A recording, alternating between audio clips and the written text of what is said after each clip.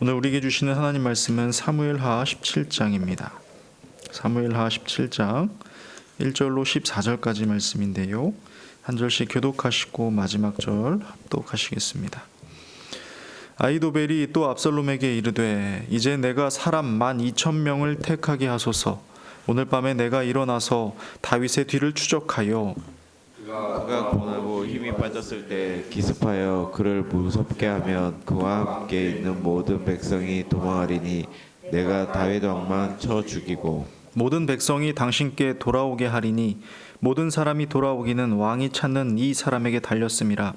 그리하면 모든 백성이 평안하리이다 하니 압살롬과 이스라엘 장로들이 다 그 말을 옳게 여기더라. 압살롬이 이르되 아렉 사람 후세도 부르라. 우리가 이제 그의 말도 듣자 하니라. 후세가 압살롬에게 이르매 압살롬이 그에게 말하여 이르되 아히도벨이 이러이러하게 말하니 우리가 그 말대로 행하랴. 그렇지 아니하거든 너는 말하라 하니 후세가 압살롬에게 이르되 이번에는 아히도벨이 베푼 계략이 좋지 아니하니이다 하고 또 후세가 말하되 왕도 아시거니와 왕의 아버지와 그의 추종자들은 용사라. 그들은 곰이 새끼를 빼앗긴 것 같이 격분하였고 왕의 부친은 전쟁에 익숙한 사람인즉 백성과 함께 자지 아니하고 지금 그가 어느 굴에나 어느 곳에 숨어 있으리니 혹 무리 중에 몇이 먼저 엎드러지면 그 소문을 듣는 자가 말하기를 압살롬을 따르는 자 가운데에서 패함을 당하였다 할지라.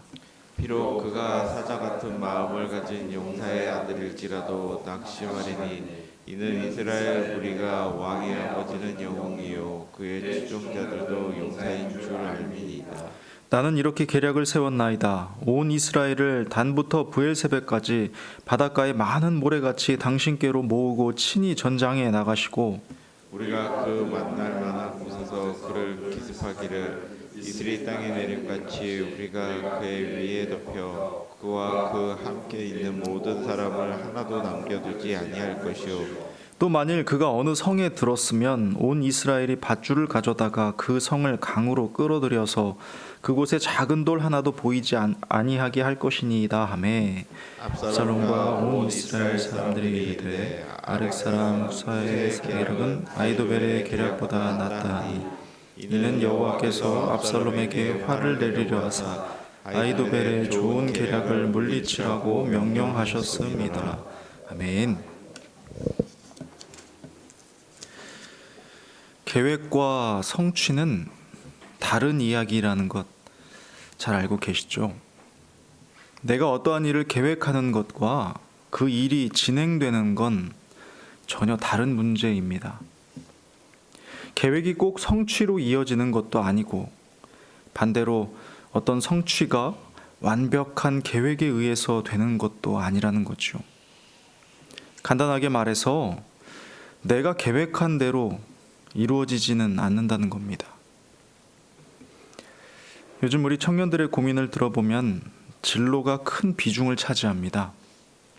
뭘 해야 할지 모르겠다는 건 둘째로 치고 지금 무언가 계획하고 준비하는 과정 가운데서도 뜻대로 되지 않는 경우가 태반이기 때문이에요. 그래서 좌절의 아픔이 더 크게 다가오는 것 같습니다. 일의 결과가 자꾸 자신의 무능함 때문인 것 같고 계획이나 준비에 부족함이 있었다는 생각을 떨쳐버릴 수가 없는 거죠. 또 자녀를 키워보신 분은 잘 아실 텐데요.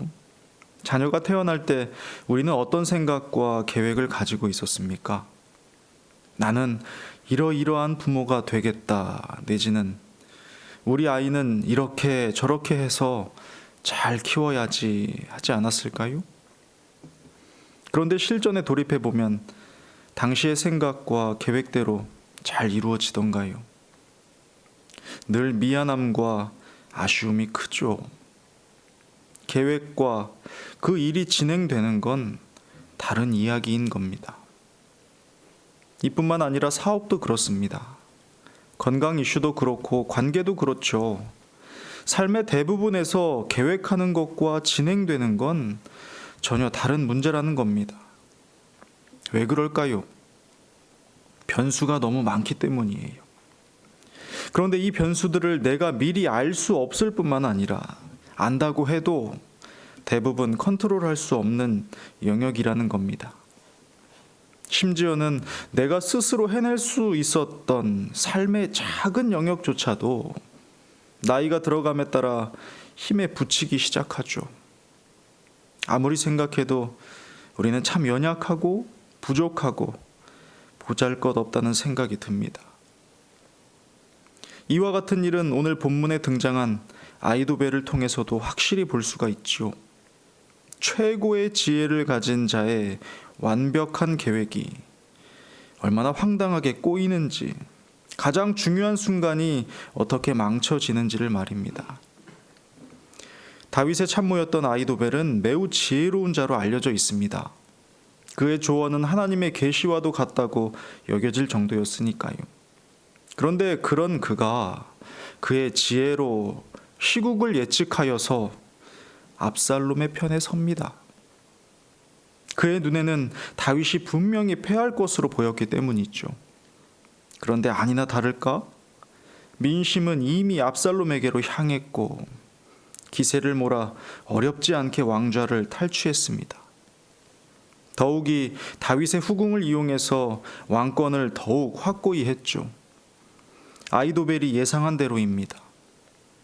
정세가 그의 계획대로 흘러가는 것처럼 보였고 이제 다윗만 잡으면 그림은 완성되는 거였습니다. 그렇게 아이도벨은 압살롬에게 매우 적극적으로 추격할 것을 제안합니다. 1절인데요. 아이도벨이 또 압살롬에게 이르되 이제 내가 사람 12,000명을 택하게 하소서. 오늘 밤에 내가 일어나서 다윗의 뒤를 추적하여 합니다. 10,000명도 아니고요. 20,000명도 아니고요. 12,000명을 달라고 합니다.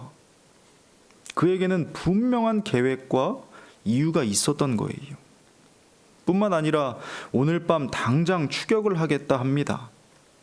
서둘러 도망하느라 정신없고 피곤한 다윗의 진영을 밤에 기습하겠다는 거죠. 아이도벨은 치밀할 뿐만 아니라 매우 신속했습니다. 그의 계획은 뛰어난 지혜와 계산에 의한 것으로 성공할 가능성이 매우 높았습니다. 그런데 기습만이 목적은 아니었죠. 2절과 3절에는 이렇게 말합니다. 그가 고나고 힘이 빠졌을 때에 기습하여 그를 무섭게 하면 그와 함께 있는 모든 백성이 도망하리니 내가 다윗 왕만 쳐 죽이고 모든 백성이 당신께 돌아오게 하리니 모든 사람이 돌아오기는 왕이 찾는 이 사람에게 달렸음이라. 그리하면 모든 백성이 평안하리이다 하니. 정말 대단하지 않습니까? 그의 계획은 단순히 다윗을 제거하는 데 그치지 않았거든요. 신속하게 다윗만 죽임으로써 전쟁의 피해를 최소화하고 겁먹은 백성들을 압살롬에게로 돌아오도록 한다.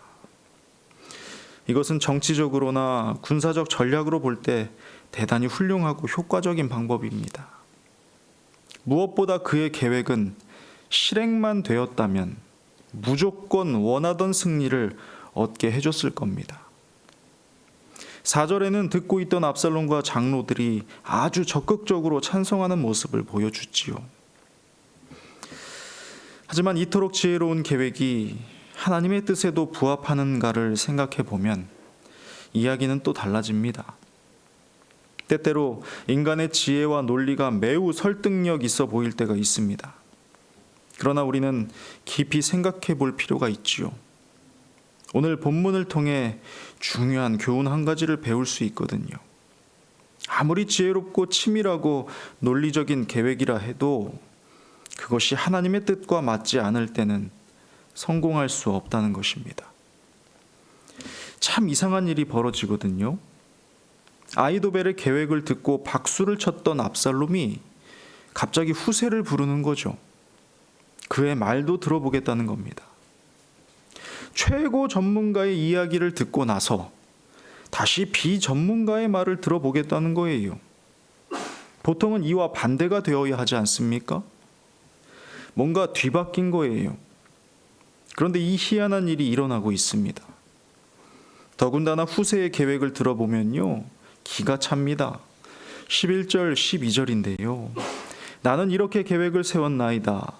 온 이스라엘을 단부터 브엘세바까지 바닷가에 많은 모래같이 당신께로 모으고 친히 전장에 나가시고 우리가 그 만날 만한 곳에서 그를 기습하기를 이슬이 땅에 내림같이 우리가 그의 위에 덮여 그와 함께 있는 모든 사람을 하나도 남겨두지 아니할 것이요. 기습의 뜻을 아는 건지 모르는 건지 후세는 온 이스라엘을 바닷가의 모래처럼 불러 모아서 기습을 하자고 합니다. 이들을 다 모으는 데만 해도 시간이 얼마나 오래 걸리겠습니까? 거기다 이 많은 인원으로 기습이 가당키나 할까요? 물론 다윗을 위한 계획이었지만 제가 들어보아도 이 사람은 전술을 아예 모르는구나. 기습이 뭔지도 모르는 것 같은데 할 것 같거든요. 그런데 여기서 끝이 아니에요. 한술 더 떠서 13절에는 이렇게 말을 합니다. 또 만일 그가 어느 성에 들었으면 온 이스라엘이 밧줄을 가져다가 그 성을 강으로 끌어들여서 그곳에 작은 돌 하나도 보이지 아니하게 할 것이니이다 하매. 다윗이 성에 숨거든 밧줄로 성을 묶어서 강까지 끌어내리자 합니다. 흔적도 없이 돌 하나도 없이 해버리자 합니다. 허세가 장렬이지요. 읽으면서도 웃음이 나오더라고요. 치밀함도 없고 논리적이지도 않고 어린아이에게나 들려줄 법한 이야기를 하고 있는 겁니다. 그런데 제일 놀라운 게 뭔지 아세요? 후세의 말을 들은 사람들의 반응입니다. 14절인데요. 압살롬과 온 이스라엘 사람들이 이르되 아렉 사람 후세의 계략은 아히도벨의 계략보다 낫다 하니. 실화입니다. 이런 일이 어떻게 가능할까 싶지만 눈앞에서 일어나고 있습니다. 완벽한 계획, 좋은 계략을 내던지고 어리석은 것을 손에 짚는 것입니다. 그런데 그 이유가 뒤이어서 나오는데요.